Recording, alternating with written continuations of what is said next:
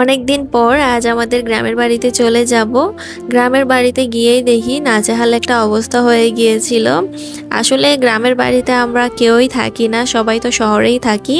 তবে গ্রামের বাড়িতে আমাদের যে বাড়িটা আছে সেখানে একদম মাকড়সার জালই হয়ে গিয়েছিল। আমরা 2-3 সপ্তাহ যাইনি, এই 2-3 সপ্তাহের মধ্যেই কিন্তু একদম নাজেহাল অবস্থা। তো এটাই আমরা ভাবছিলাম যে আসলে মানুষ না থাকলে এমনটাই হয় বাড়িতে। তো বাড়িতে গিয়েই আমাদের সেখানে সব কিছু পরিষ্কার করতে হয়েছিল। তবে আমি আর আপু কিছুই করিনি, আমার আব্বুই সব পরিষ্কার করেছে। আমার আব্বু পুরো ছাদটা ঝাড়ু দিয়েছিল, একজন খালাকে দিয়ে সব কিছু পরিষ্কার করানো হয়েছে, ঘর মোছানো হয়েছে। তো ঘরটর পরিষ্কার করে আমরা আর বেশিক্ষণ থাকিনি, খাওয়া দাওয়া করে বাসাতে আবারও চলে এসেছি। এমনটাই হয় আসলে, আমরা যারা শহরে থাকি ব্যস্ততম লাইফে আসলে আমাদের আর সময়ই থাকে না, নিজের বাড়িটাতে গিয়ে যে একদিন থাকবো সেই সময়টাই আমরা পাই না। যাই হোক, আজকের মতো বিদায় নিচ্ছি, সবাই ভালো থাকবেন।